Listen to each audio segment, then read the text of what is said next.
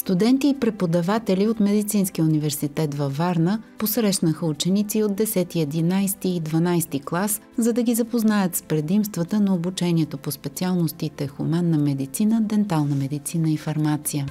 За радост на младежите, решили да продължат образованието си в България, разнообразието от специалности в съществуващите 51 университети в страната ни е вълнуващ.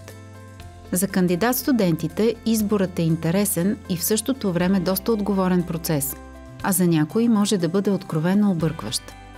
С идея да подпомогне кариерното ориентиране, Йоанна Иванова разработва инициативата Университет за гимназисти. Тази година стартирах проекта Университет за гимназисти, който е една безплатна програма, която дава възможност на ученици от 10, 11 и 12 клас да се ориентират по-лесно, да изберат желана дисциплина или университет, да сравнят усещанията в единия и в другия и въобще да намерят своя път, тъй като това е един доста важен етап от техния живот. Има деца с страшно много интереси, на които им е трудно да канализират, да изберат това, което искат да правят.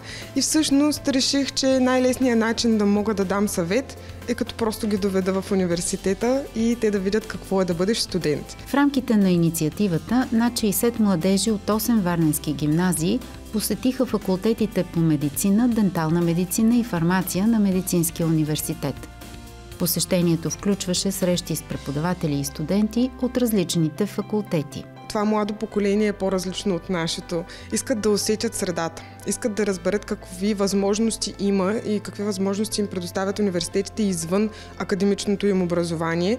И затова се радвам, че университетите откликват, запознават ни със студентски съвет, представят възможност за културен обмен, показват всичките си извънкласни дейности, школи и въобще така наистина показват живота вътре в университета, което наистина се оказва важно за учениците. Има ученици, които вече дори смениха желания си университет, бяха решили, че искат да учат на едно място, но в последствие дори вече започнаха да се записват за участие в предварителните изпити. Всички сме наясно, че добрата професионална реализация на младежите зависи от избора на висше учебно заведение. Според независимата световна платформа за висше образование Unirank, лидер сред медицинските университети и сред първите в класацията на най-добрите висши учебни заведения в страната ни, за поредна година е Варненският медицински университет.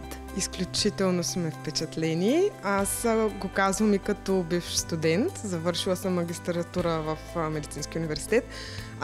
Учениците гледат все едно са в приказка в музей. Толкова им е интересно кабинетите, които ни показаха по биология, по физика, по химия, студентите, с които се запознаха сега, Костния музей, например.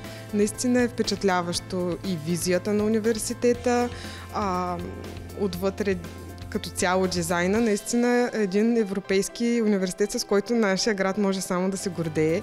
Разбрахме за възможностите, които предоставяте като спортни дейности, което също е доста впечатляващо.